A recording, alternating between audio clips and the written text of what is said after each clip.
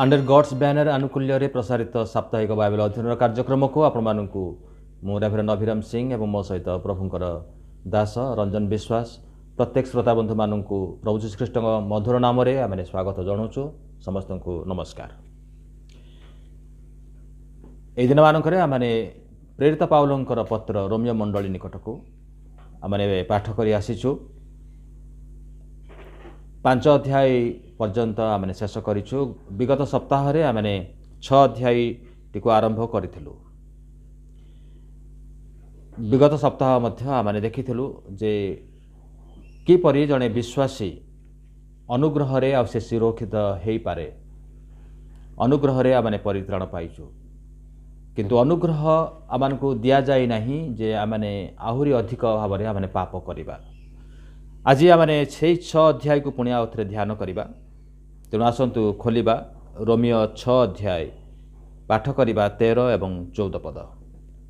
Romeo 6 अध्याय 13 एवं 14 पद मु पढ़ुची, आपण माने ध्यान सहित शुणु।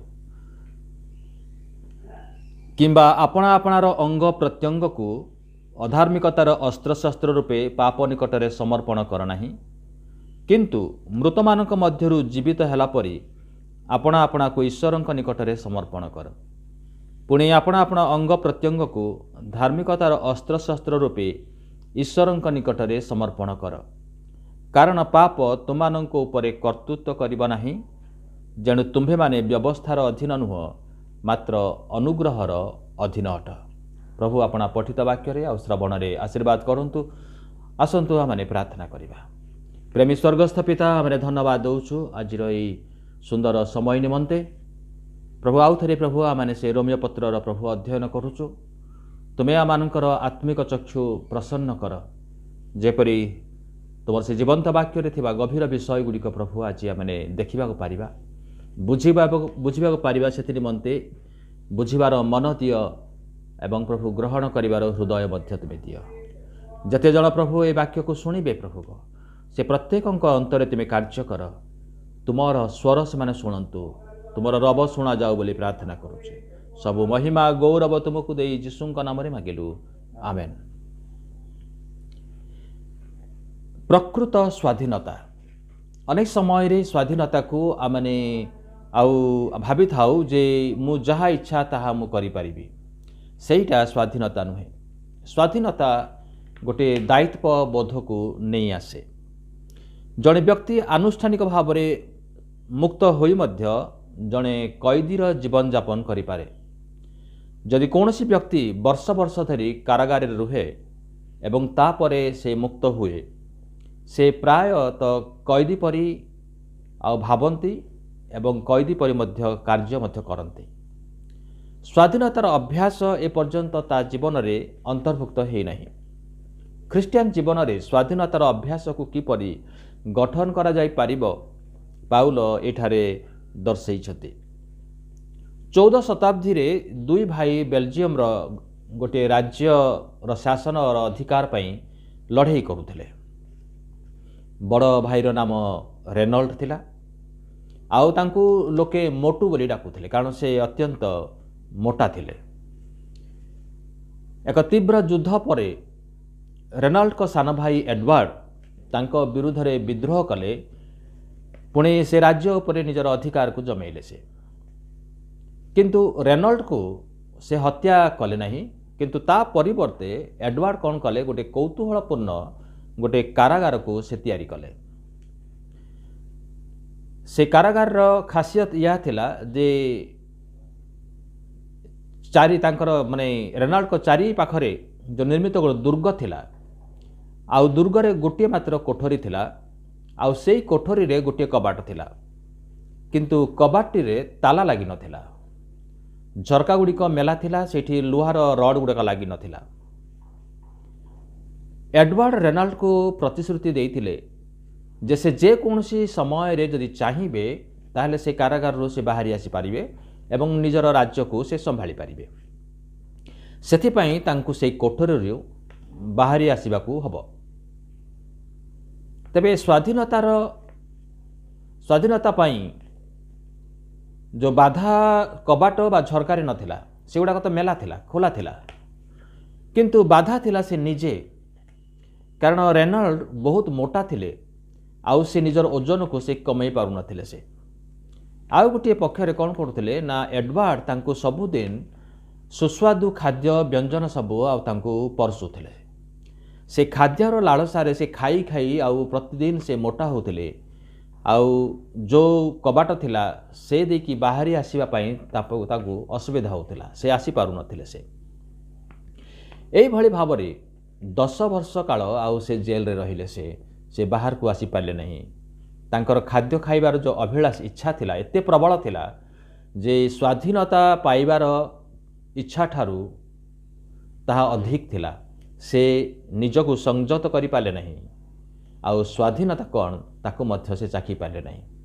10 वर्ष पर जेतेबेले एडवार्डଙ୍କର मृत्यु हुए गोटे युद्ध रे आ से पर्यंत से जेल रे थिले से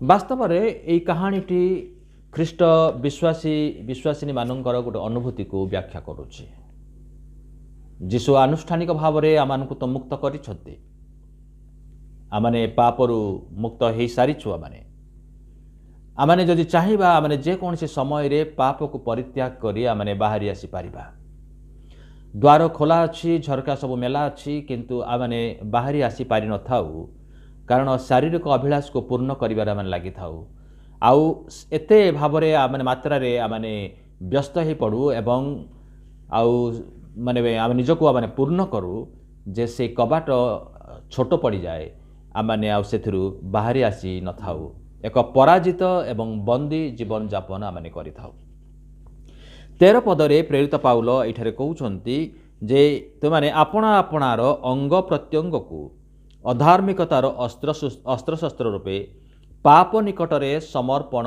कर नाही जीशु आम पाई जो स्वाधीनता से देइछंती एई स्वाधीनता रे चलिबार एहा होछि प्रथम चाबिकाठी आम शरीरर अंग प्रत्यंग को जदि पापर सेवा निमंते जदि आमने उपस्थापित करिबा ताहेले आमने स्वाधीनता रे आउ चली परिबा नाही शरीर अंग प्रत्यंग गुड़िक है आमानकर आखि कान बा गोड़ आमानकर सर्वांग शरीर अंग प्रत्यंग गुड़िक आउ एई अंग प्रत्यंग माध्यम रे आमाने साधारणतः आमाने पाप करि थाउ आमाने चक्षुरे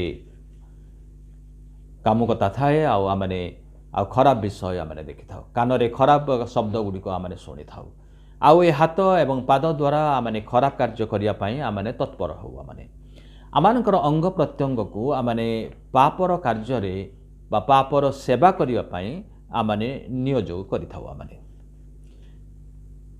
प्रेरित पाउल कहउछंती जे निज निजर अंग प्रत्यंग को पाप निकटरे समर्पण कर नाही अंग प्रत्यंग को मध्य एठी ओडिया रे दिया जाइछि अस्त्र शस्त्र बोलिकरे वेपन्स बोलिक इंग्रजी रे लिखा होछि तबे याकू आमाने अस्त्र शस्त्र भाव रे आमाने व्यवहार करू निजर अंग प्रत्यंग को जदि आमाने आमानकर अंग प्रत्यंग को धार्मिकतार कार्य निमंते व्यवहार करिबा ताहेले ता धार्मिकता निमंते अस्त्र शस्त्र भाव रे आमाने व्यवहार करू जदि पाप निमंते जदि आमाने ताकू व्यवहार करिबा ताले पापर गोटे अस्त्र भाव रे आमानकर अंग प्रत्यंग को आमाने व्यवहार करि थाउ आमाने प्रेरित पाउल कहिले जे निजर अंग प्रत्यंग को आमाने पापर दास निमंते समर्पण न करू पाप करिया निमंते निजर अंग प्रत्यंग को व्यवहार न करू किंतु आमाने से सबु को ईश्वरଙ୍କ निकटरे आमाने समर्पण करू आमाने आ ए समर्पण करिबा होछि द्वितीय चाबिकाठी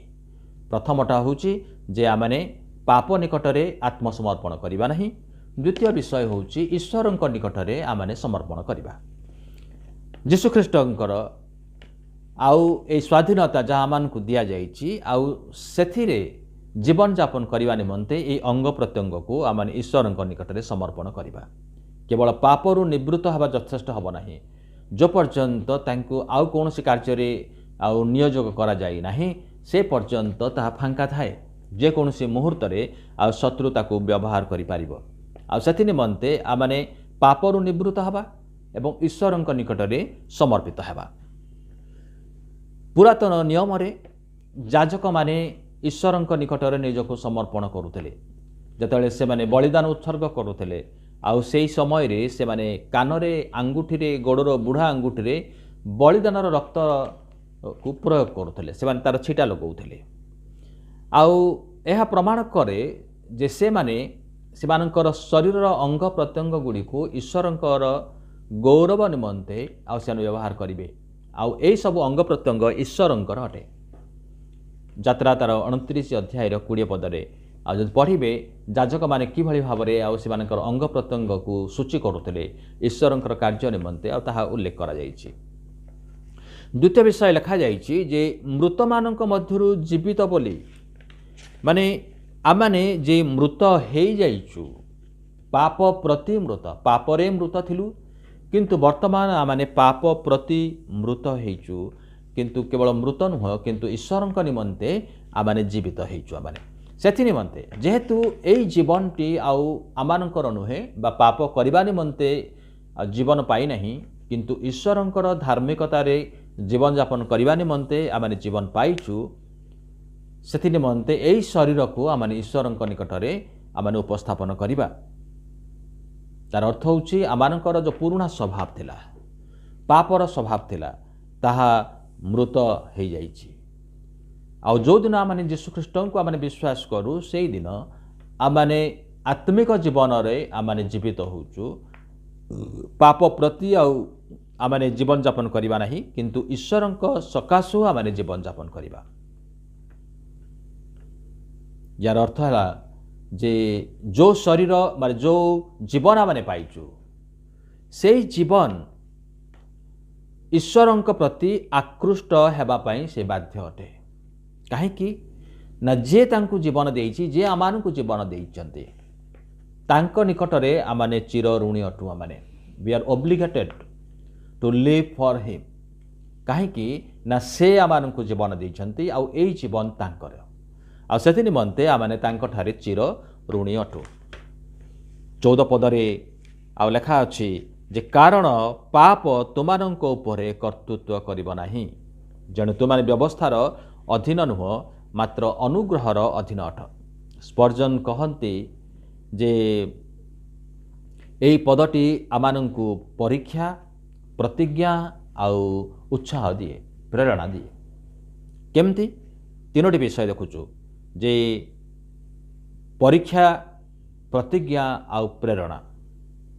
प्रथम विषय जे किभली भाव में आमने परीक्षा माने परीक्षार सम्मुखीन हो ख्रिस्टियन हेबार जो दाबी आमने करूचु we claim to be Christian आमने किभली भाव में आमने ख्रिस्टियन हेबा तार एक परीक्षा एटा हुए। क्रोध आपणक ऊपर कर्तृत्व करे कि बचसा कि बा अभियोग आपण करती कि लोभ आपण को परिचालना करे कि अलस्वामी आपण प्राधान्य विस्तार करे कि जदि पाप आम उपरे प्राधान्य विस्तार करे तेबे आमने गंभीर भाव में आमने चिंता करिवार आवश्यक रही जे आमे कौन प्रकृत में परिवर्तन हेइछु जदि प्रकृत में परिवर्तन हेइछु ताहेले एई सब पाप आमानकर शरीर रे प्राधान्य विस्तार करिबा उचित नुहे। सेथिपाई एई परीक्षा विषय बोलिकी स्पर्जन कहन्ति जे प्रत्येक जन जतले एई पदटी पढ़े से निजको परीक्षा करिबो जदि पाप जदि कर्तृत्व करुछि पाप द्वारा आमाने जदि परिचालित होउछु ताले आमानकर परिवर्तन हेइ नाही। द्वितीय विषय यह विजयर मध्य प्रतिज्ञा अटे। ए वाक्यटी यह कहे नहीं जे पाप आमारंकर भितरे आउ रहिबो नाही बा पापर उपस्थिति आमाने आउ उपलब्धि करिबा नाही किंतु जतेबेले आमाने माने चिंता कर जे पाप किभली भाव में आमानकर जीवन रे रहिबो नाही जो पर्यंत आमाने होय तो ए जगत रे अछु पापर आभास आमाने पाउथिबा आमाने पाप होय तो आमानकर प्रतिटी पदक्षेप रे होय तो छकी की रहिथिबो। एटा हूँ प्रतिज्ञार विषय जे जतेबेले आमाने गौरव रे आमाने ईश्वरंक निकटरे आमाने गृहीत हेबा सेई समय रे बा जतेबेले आमानकर पुनरुत्थान हबो सेई समय रे पापर उपस्थिति आउ रहिबो नाही the presence of sin will be gone एटा आउ रहिबो नाही आमानक मध्य रे सेई समय रे आमाने पवित्र एवं सिद्ध जीवन यापन करिबा। किंतु जदि आमाने पुनर्जन्म लाभ करिछु जदिओ पापर उपस्थिति होते जगतरे अछि जेहेतु आमे जगतरे अछु किंतु सेई पाप आमानकर शरीर रे आ कर्तृत्व करिब नाही सेई पाप गुड़िक आमानक शरीर रे प्राधान्य विस्तार करिब नाही। तृतीय विषय आमे देखुचु जे उत्साहर विषय किभଳି उत्साह दिए वाक्यटी ना पाप विरुद्ध रे युद्ध रे गोटे आशा रही जे आमाने विजयी हेबु आमाने पराजित हेबु नाही। हाँ आज हे तो मो पापरे पड़ी जाइछि किंतु तार माने नुहे जे मु चिरदिन पर्यंत मु से अवस्था रे रहिबी कारण मु विजयी हे सारिछि। प्रभु जीशु मोर पाप को से बहन करिसंती आउ तांकरी कार्य हेतु मु मध्य विजयी आउ से जो उत्साहर वाक्यटा आमाने जीशु ख्रीष्टंकर कृत कार्य रे आमाने देखुछु ताहा आमानंकु उत्साहित करे। ईश्वर आमानंकु पापर अधीन रे थिबा समय रे आमानंकु निंदा करि नाहंती किंतु से आमानंकु पापरु मुक्त करिसंती। पाप विरुद्ध रे युद्ध करुथिबा ख्रिस्टियन नूतन विश्वासी किंबा जो माने कि बैकस्लाइडर पछकु फेरी जाइछंती पश्चात फेरी जाइथिबा विश्वासी मानक निमंते एहा एक उत्साह बाणी अटे। आमने से 14 अध्याय ख अंश रे आमने देखुछु जेणु तुम्भे माने व्यवस्थार अधीन नुह मात्र अनुग्रहर अधीन अट। यार अर्थ होछि एहा आमानक निमंते गोटे पंथा गोटे मार्ग एक माध्यम जहा द्वारा आमे स्वाधीनतार जीवन काटि पारिबा। माने एहा मध्य व्यवस्था भित्तिक बा कार्य दक्षता भित्तिक परफॉर्मेंस बेस्ड बा लॉ बेस्ड व्यवस्था भित्तिक बा परफॉर्मेंस को नहीं आमने केते आमने धर्म कर्म करि पारू कार्य दक्षता भित्तिक ख्रिस्टियन जीवन रे केबे घटिबो नाही। दे नेवर विल एक्सपीरियंस और they never will understand this.